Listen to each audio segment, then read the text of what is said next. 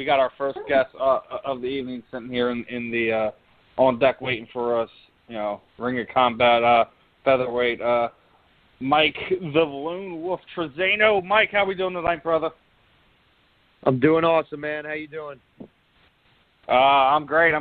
Also being joined by my co-host for the evening, Miss Carrie Steller. Carrie, Mike, Carrie. Hey, Mike. How are you?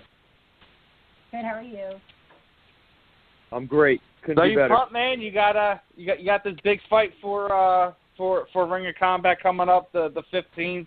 James Gonzalez. I believe back to the featherweight division, if I remember correctly. Your last one was at lightweight, right? Actually, my last one was at featherweight. It was 2 fights ago that I fought at lightweight. Okay, I missed one in there. Yeah, no, you know what? I just couldn't get a fight, so I said I would fight at 55. I mean, doesn't matter to me, hey. But you got to do what you got to do to stay active, man. We were like literally just talking about that with some of these guys and these larger promotions when sometimes the hardest thing to do is to stay healthy and active. Being an athlete in combat sports, man, it's something's eventually going to happen where Absolutely, it's unpredictable. I take any opportunity I can.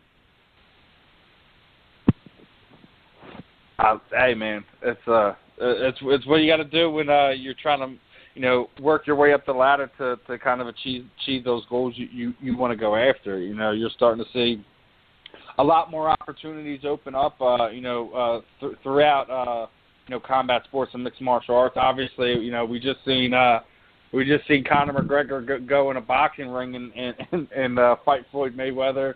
And even I think the landscape of MMA has changed a lot over the last 5 years. Where a lot of people kind of feel that the UFC was the one and only destination to kind of test, to see the best in the world is. There are other opportunities out there that are also, equally lucrative and, still being able to kind of test yourself. Ryzen is doing good things. I think a lot of people like what they're doing over there. Bellator has really turned everything around under Scott Coker. And you're starting to see that with them even bringing in the kickboxing side of things, and I think that you're starting to see. I think the combat sports world kind of like really starting to flourish and grow, where you guys have opportunities now where 5 years ago it was either local or it was the UFC, and that was the end of it. What do you think? Where do you see this sport going to be in 5 years? You think it's going to be even more wide open than what we've seen? From let's say like 2013 to where we are now. Yeah, I actually had this conversation with somebody the other day, just talking about professional sports in general. And you look at like football, baseball, basketball, all these sports have been around since like the turn of the 20th century, whereas mixed martial arts has really only been around the last 20 years, say, that it's been like mainstream, and it's very young and it's constantly evolving. In the next 5 years, it's going to be twice what it is now, I think, and it'll just continue to keep exploding from there. Yeah, it's one of the things that. Go ahead, Carrie. Go ahead. Oh no, I think it's just going to get bigger and bigger and bigger, especially from where it's grown, and it's and in certain places it's still so New York, it's just legal here like a year and a half, 2 years, so it's or whatever it's been, it's so new in that respect that I can't see it getting nothing but bigger. Yeah, it's still in its infant stage, I believe. Mm-hmm. Yeah, I think we are kind of in the infancy of like the next big boom for MMA. So to speak. So like it's really interesting what goes on the next few years. I do think more MMA promotions, in general should kind of follow kind of what Bellator's doing, like having kickboxing under your brain, or some of these promoters might do off of doing some Muay Thai. I don't think the UFC should kind of sell themselves on just being a cage fighting promotion. Where maybe like when you do those events where you go to Japan, go old school, bring the ring back, man. Come on, have fun with it. Bring back some of those things that some of the old heads like me and Carrie who've been following this sport since day in their infancy, the things that got people to tune into it. I don't think there's anything wrong with doing that for a night. I was even saying, like, when I was looking at how they did the whole, Mayweather-McGregor thing, I think both Showtime and Zuffa, UFC, whatever you want to call it, kind of dropped the ball by, not really filling out that card with anything, worthwhile to get people to tune in. I mean, granted, the UFC didn't really have to do anything other than put McGregor on a pay-per-view, and the numbers says it all. But I still think that as a combat sports fan, watching some of those earlier fights, seeing that arena like damn near barren was it was sad. It was sad to see.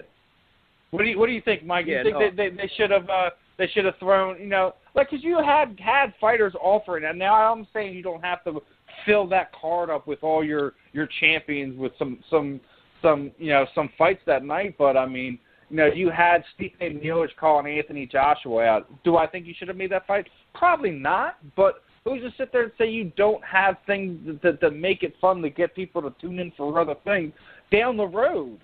Like regardless of what happened, you missed the boat for last Saturday, granted. But you even had Chris Cyborg was trying to set up some type of boxing match or stuff like that. Entertain some stuff like that. Yes, most of us were kind of sick of hearing about it when everything was said and done, but doesn't mean we wouldn't be entertained by other type of matchups down the road. If you're going to be like Dana White and call it a shit show, sell all in for the shit show. Because, as long as you have that one guy at the top of the card to make it all worthwhile, you win at the end of the night. Yeah, no, they should have. I would have been excited to see little bit of MMA in there. Maybe every other fight have a boxing fight, then an MMA fight, boxing fight, MMA fight. It would have been a lot different, and it would have been really cool. But again, Showtime was like the main runners for that, so I doubt they would have let that happen. But that would have been very interesting. And even though the whole card, we know we're going to start seeing some of these guys cross over. I mean, I don't know what's going on with Paulie, but he's calling out all these UFC fighters and saying all this crazy nonsense. I don't know, man. He's trying to save his name, I think, because right now all that's out is that McGregor put a beating on him, and he's trying to change it around. So, hey, man, I mean, I don't think he needs to save face for anything. He was one of the more entertaining boxers to watch during the time period. He was actively competing at.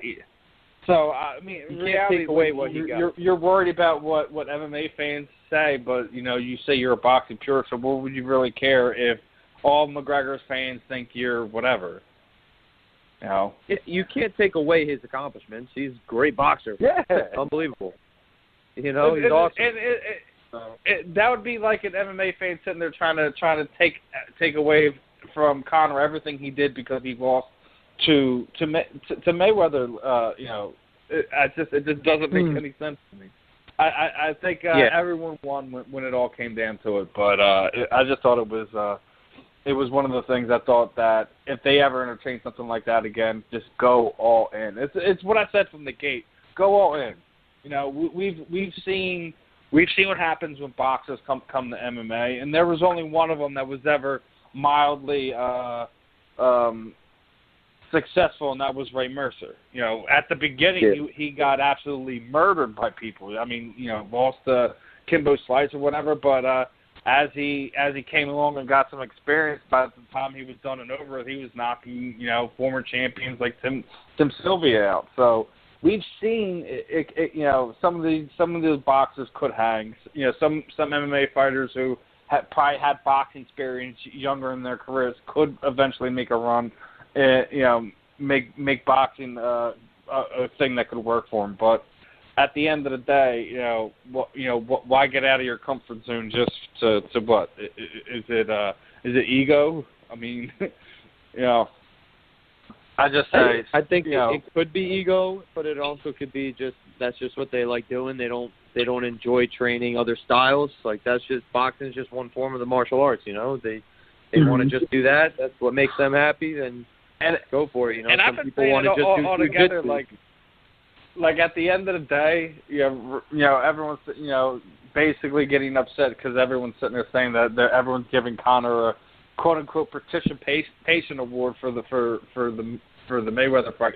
I'm like, at the end of the day, you can say whatever you want about it, but at the end of the day, he got something more out of that than anyone has even bothered talking about. That 30-some minutes he spent in that ring with Floyd taught him more.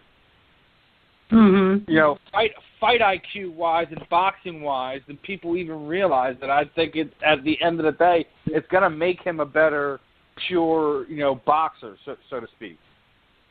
The time he spent on it, I think it makes him more dangerous, in my opinion. Absolutely. I always say, you either win or you learn. You never lose. I've had some losses, in kickboxing and stuff, and I've actually learned a lot more from those losses than I have my wins. So he's definitely gained a tremendous amount of experience just from those 30 minutes, especially being in there with the best boxer ever. So it's definitely going to take him to another level, I believe. And it's not like he didn't catch Floyd with some shots. The only problem is if he would have sat down on that uppercut, I would like to see what kind of damage it really would have done. He didn't set that uppercut up right and didn't really plant and turn on that thing. If he was able to plant and turn on that thing, I'd imagine the damage it would have done to Floyd. But we're talking about keeping his weight on his back leg. Yeah, and that was one of the things. I was in where I was watching it. I was in a place that was full of Irish people and McGregor fans, and they're all like going nuts over it. I'm like, you guys realize he doesn't have any power on these punches, right? What are you talking about? I'm like, I know what I'm looking at. That's what I'm talking about. You're all buying in the hype. You don't even know what you're looking at. They're just excited to see one of their fellow Irishmen fighting. Yeah, I mean, dude, I'm not gonna say you can't root for your people, but open your eyes. That's what I'm saying. That's what I said from the get-go. I have more respect for Conor for stepping out of his element and going after a guy like Floyd, like the way he did, where he had everything to lose and little to nothing to gain. Yeah, for sure. So, because if he ended up 49-1, that would have been just devastating. Oh yeah, he would have did it. What he would have gained from that would have been, he would have shattered Floyd. Then he would have had the who's list of boxers trying to come after him to knock him off, to say they were the guy to put an end to that. He would have had MMA beating down his door. He basically, if he would have won that fight, Dana White and the UFC would have lost Conor McGregor, point blank and period. Mm-hmm. Yeah, for sure. It would have been just chaos. Now, but with you, man, you're one of these guys. You fought at lightweight. You're primarily featherweight. Looking what's going on in the world of MMA, where everyone's trying to tell you be more like Conor, and things like that to kind of get your name out there. What as that part of the world of what's going on in MMA kind of irritate you to an extent, to people try saying be more like a guy like that. It's not to say that it's not a good thing to be, but wouldn't you rather be yourself than when you see people, fans say that, promoters say that, whatever. Isn't it almost like an insult, kind of? I don't know. Maybe that's just I don't really pay much attention to what people say. You know, I kind of just do my thing. I really listen more to just my coaches and my family and everyone who supports me. You know, I don't buy into any of that other stuff. You know, they're always I do have people saying like, oh, you got to talk a lot of shit when you're in there. You know, and I'm like, I'm not a big shit talker. You know, so yeah, but that's what I mean. Like I can't like, really. It's like be yourself. Like if it actually happens, like if you actually have one of those situations where you have a guy that like you dislike to that point, then yeah, let it generally happen. Don't manufacture things that aren't there. Yeah, because it also, if I was going to just start fake smack talking, and it could just end up looking so bad. So I don't even bother with that. I just go in there. I do my shit talking in the ring. I let my hands and feet do the talking. Yeah, I mean, like I get what they're saying by, I guess, finding more creative ways to sell fights. Maybe that's what way people should say that instead of, you know, shit talking. You've seen plenty of times. You've seen guys kind of do what they do to sell fights, but not really like actually like shit talk their opponents that they're selling the fight. You know, whether it be getting some words to get heated at weigh-ins, or you've seen fighters do all kinds of things on social media to kind of grow their brain and the awareness for what they're doing. You know, everyone has their own way of doing things, I guess. Yeah, everyone will find their niche. You know, I'm still relatively young in the sport, so I'm sure something will come up. As long as it's something. I say be yourself, and it'll come. Yeah, be yourself, but also just be who you are in general. Like you like you said, you're fairly young. You know, 4 fights as a professional here. According to Tapology, you know how these things go. Sometimes they'll say 4, and he'll have like 6 fights or something like that. But yeah. I mean, it's one of these things where you're still finding where you kind of fit in the sport right now. Enjoy it, man. Because when you get to that point where you do blow up, you're not really going to be able to enjoy social media like you once do. You'll be in the limelight, the eye of the public. As much as we like to see these guys go up, but boy, one thing we do as Americans, oh man, do we love to tear these guys down. I mean, look, we were talking about it right before you came on air. Look what's been going on with John Jones. Like, most of it's his own doing, but some of the stuff that gets said to guys like that, it's nuts. Yeah, no. You know what it is? People just want to find a reason to hate. Yeah. And it doesn't matter if it's professional athletes.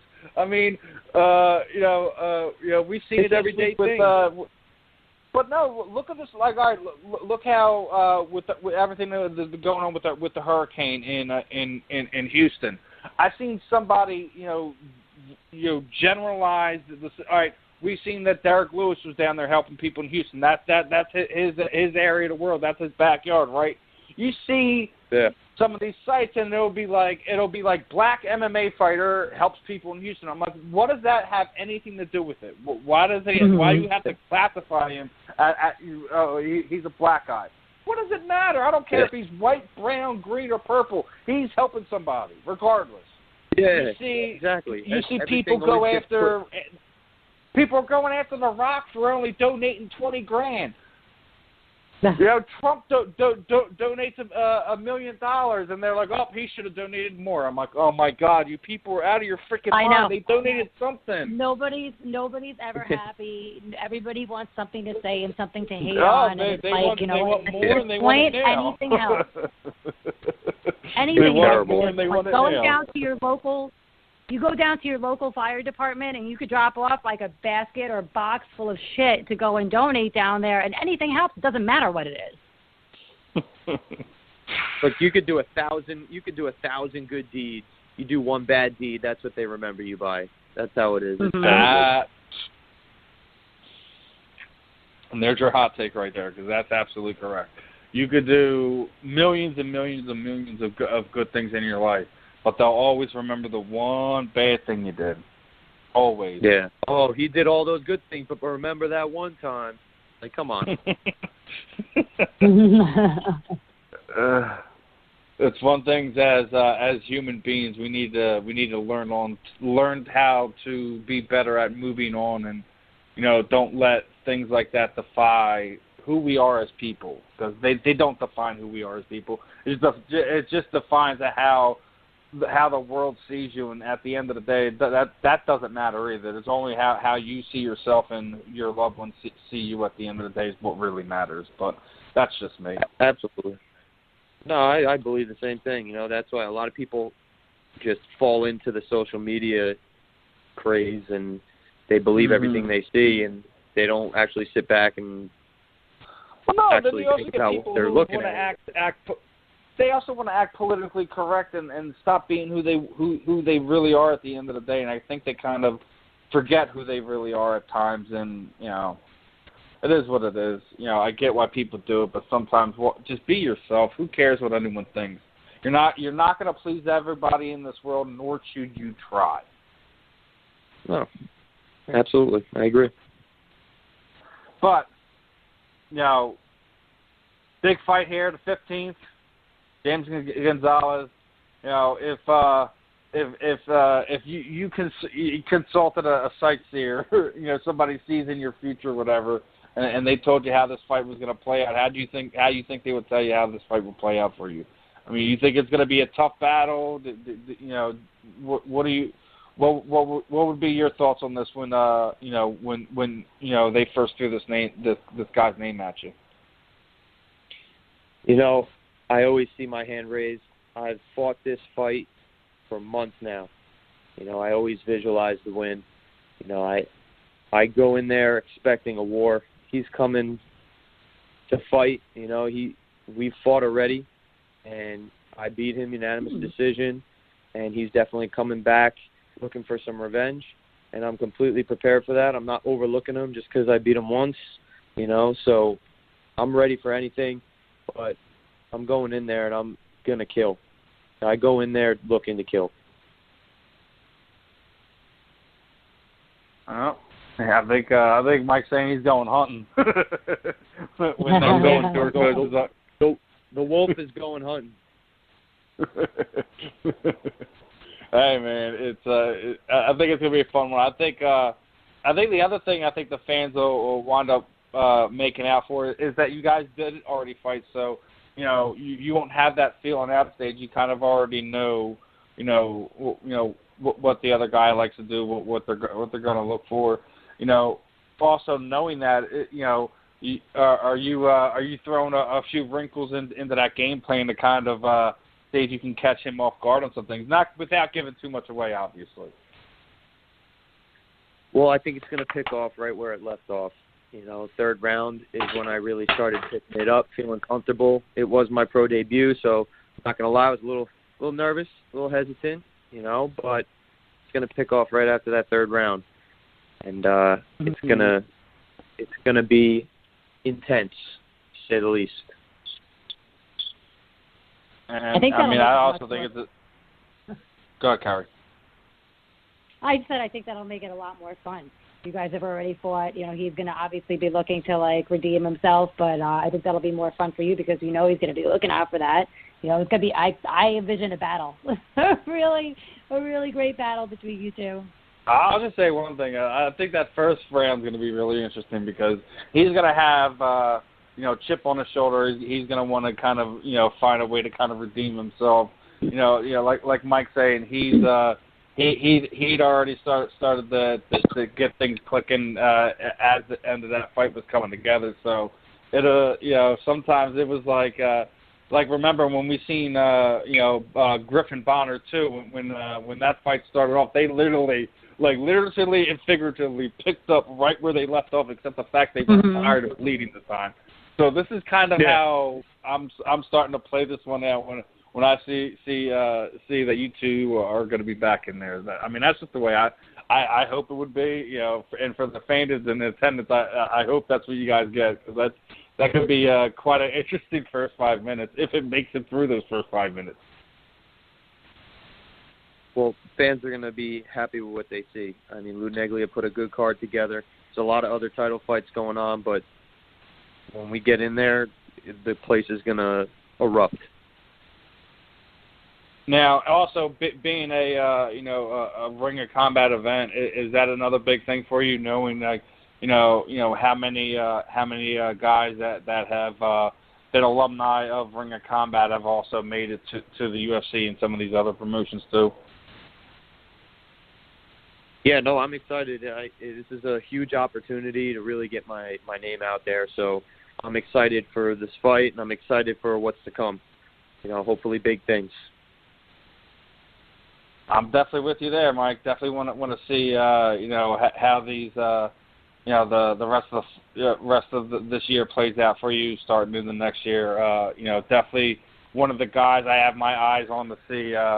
Who has the skill set and potential to kind of go to some of these larger promotions. So as we get ready to wrap up tonight's interview, Mike, what we typically like to do is kind of throw the proverbial microphone over to you. Anyone you would like to thank, training partners, teammates, shoot out your social media sites, and any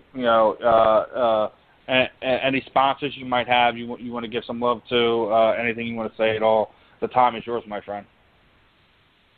Well, I have to thank, my team. I have the best team in the world, and I know everybody says that, but that's the absolute truth. We're all brothers, so I got to thank them for helping me prepare for this battle. I want to thank my family and my friends and my girlfriend especially, because without them and without her, this training camp would be tough. Every training camp would be tough, but they make it so much easier on me. I could just worry about the fight. They do everything else. So got to give a shout-out to them. And got to give a shout-out to Lou Neglia for making this happen. I'm really excited and happy to have this opportunity. I want to thank you guys, too, for having me on the show. Oh, definitely a pleasure, man. We were trying to get you on for that Maverick fight. That didn't work out. You said you'd reach back out again when you had something lined up. You did. We got you on here. It was definitely fun talking to you. Talking to you about some MMA. Talking to you about the fight. Anything we could ever do, man. Just feel free to reach out. We can help you out with anything. Let us know. And as I say to all the guests, best of skill to you on the 15th. Hopefully you and your opponent get out of there injury-free, and hopefully you get the result you're looking for. Other than that, man, Mike, it's always a pleasure talking to you, and looking forward to having you on again here in the future. Thanks, man. I appreciate it.